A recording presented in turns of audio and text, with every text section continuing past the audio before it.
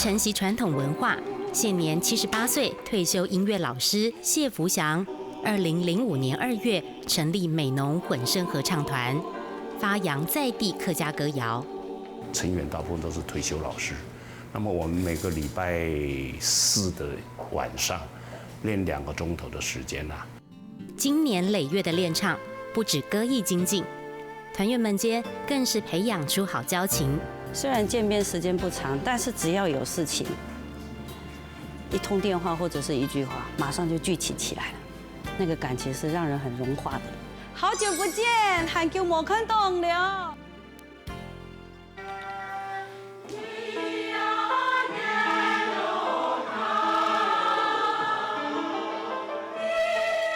像一个大家庭，切磋提携，中高低音彼此合作无间。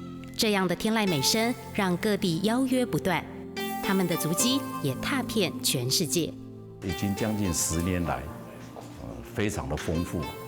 这一批年纪虽然大了，到处奔波啊，也好像是越来越有劲了。有一次我们到美国去访问我们那个乡亲，那我们有唱一首传统的歌曲，就是我们的美浓4大调《半山谣》。哦，我们唱了，他们听得非常的感动，而且都眼泪都掉下来了。